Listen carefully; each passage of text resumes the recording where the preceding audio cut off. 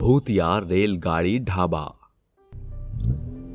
आयुष के पिता रिहान आधी रात को अपने घर जा रहे होते हैं कि तभी रिहान को ऐसा एहसास होता है कि उसकी गाड़ी में कोई उसके साथ बैठा है, लेकिन वो ज्यादा ध्यान नहीं देता और अपने घर आ जाता है। और घर आकर रिहान अपनी बीवी मेघा से बोलता है, हमें कल शाम को ही साथ वाले गांव में जाना पड़ेगा।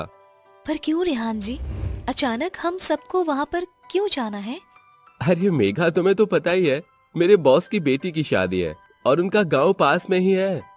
उन्होंने सबको इनवाइट किया है विद फैमिली तो मेरा भी तो हक बनता है ना तुम सबको वहां ले जाने का। ओहो रिहान जी, अब आपको तो पता ही है ना, मेरा कहीं भी आने जाने का मन नहीं करता है। अपना आयुष भी कहीं नहीं जाएगा।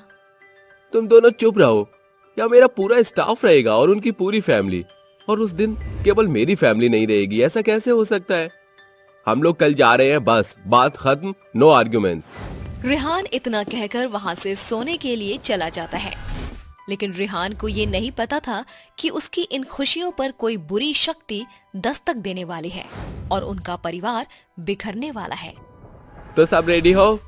हाँ डैडी, मैं तो रेडी हूँ, मम्मी से पूछो। देखा, कल तक तो ये मना कर रहा था, लेकिन अभी कितना खुश है। हाँ हाँ आखिर बेटा किसका है? इतना कहकर रिहान आयुष और मेघा को लेने के लिए उसके बॉस की वैन आ गई और उस वैन में सभी लोग थे जो हंसते खिलखिलाते हुए साथ वाले गांव में जाने के लिए सफर करने लगे। अचानक उनकी गाड़ी आधे रास्ते में खराब हो जाती है और गाड़ी जंगल के बीचों बीच सड़क पर रुक जाती है। रिहान का बॉस बोलता है, अरे यार, इस गाड़ी को भी अभी खराब होना था क्या? सब लोग भूखे हैं। मैं तो सोच रहा था सभी को घर ले जाते वक्त अच्छा सा खाना खिलाऊंगा, लेकिन इस सुनसान सड़क और घने जंगल में कहाँ होटल मिलेगा? अरे सर, आप चिंता क्यों कर रहे हैं?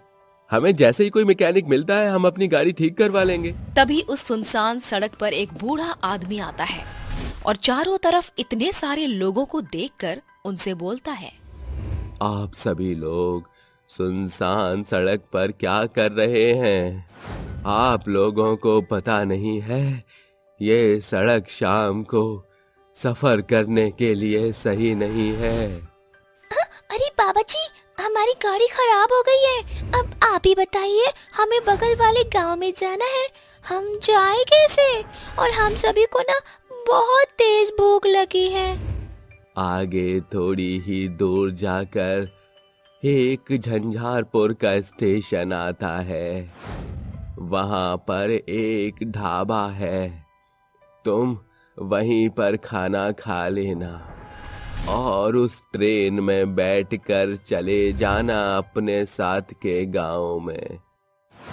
बूढ़े आदमी की बात सुनकर सभी आपस में बात करने लगते हैं और जब वो उनसे रास्ता पूछने के लिए पीछे मुड़ते हैं तो वो बूढ़ा आदमी वहाँ नहीं होता। उसके बाद रिहान का दोस्त राघव अपने फोन का गूगल मैप खोलता है, लेकिन उस मैप में उस स्टेशन और ढाबे का कोई अता पता नहीं था। लेकिन फिर भी वहाँ पर काफी लोग थे और हिम्मत बांध के पैदल ही उस स्टेशन की तरफ चल पड़े। थोड़ी दूर जाकर उन्हें वही स्टेशन दिखा जिसके बारे में वो बूढ़ा व्यक्ति बोल रहा था। राघव का बेटा अर्णव अपने पिता राघव से बोलता है, डैडी देखो कितना सुंदर ढाबा है, मुझे बहुत जोरों की भूख लग रही है, चलो ना हम इसी ढाबे में खाना खाने चलते हैं। जैसे ही अर्णव वो बात राघव से बोलता है, उतने में राघव के साथ साथ सारे स्टाफ और रेहान के बॉस की नजर उस अजीब से ढाबे पर चली गई, जो एक मामूली ढाबा नहीं बल्कि एक ट्रेन के आकार का ढाबा होता है। वहाँ बहुत ही सन्नाटा होता है, लेकिन वो सब बहुत भूखे होते हैं और उस ढाबे के अंदर चले जाते हैं। Waiter, waiter. जी सर, बोलिए, आपको क्या खाना है? यहाँ का सबसे स्पेशल खाना जो भी है वो लेकर आओ। इतना सुनने के बाद वेटर ने कोई भी जवाब नहीं दिया और चुपचाप वहाँ से चला गया। थोड़ी देर बाद राघव को वॉशरूम जाना होता है और वो उठकर बेटे के पास जाता है और वेटर से बोलता है, वेटर, मुझे हल्का होना है, यहाँ कोई टॉयलेट नहीं दिख रहा।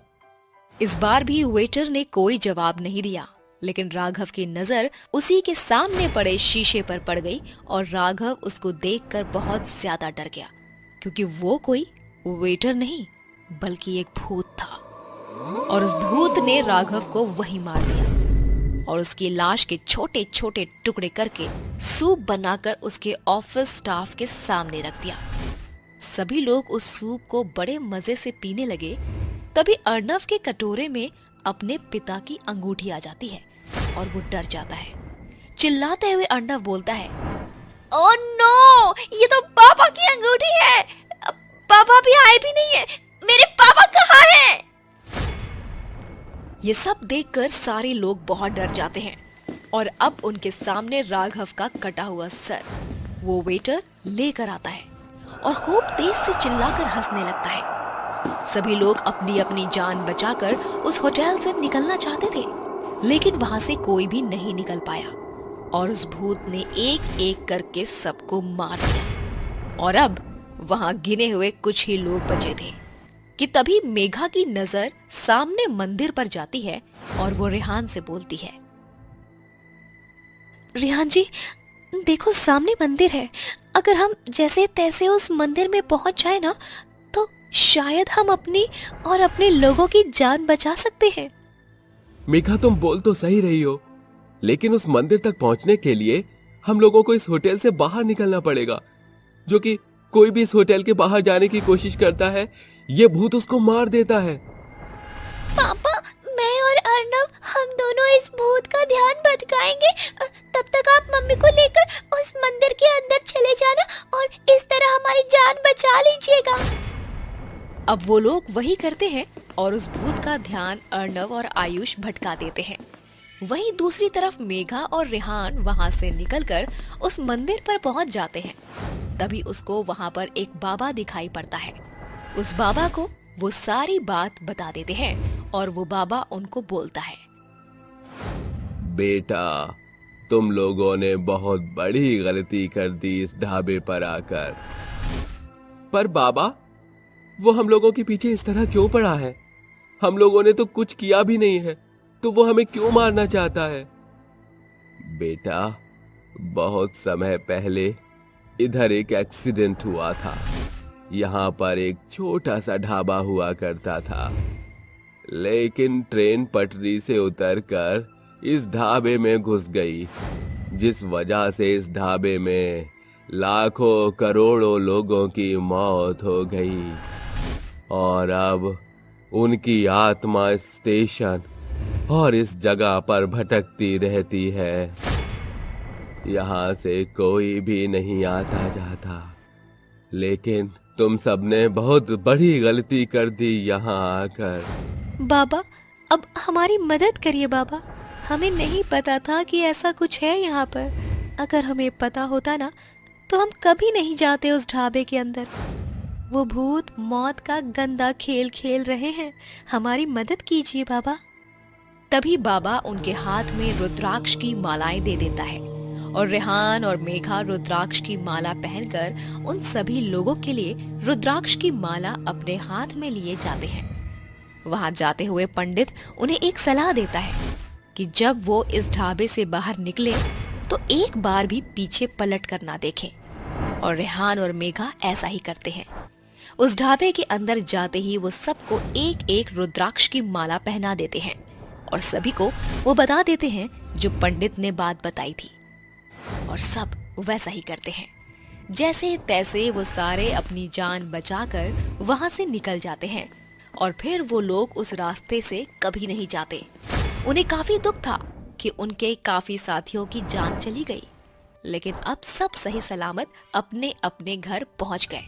वहीं दूसरी तरफ अब राघव के बेटे अर्णव का ख्याल अब रेहान और मेघा ही रखने लगे और सभी बेहद खुशी से रहने लगे।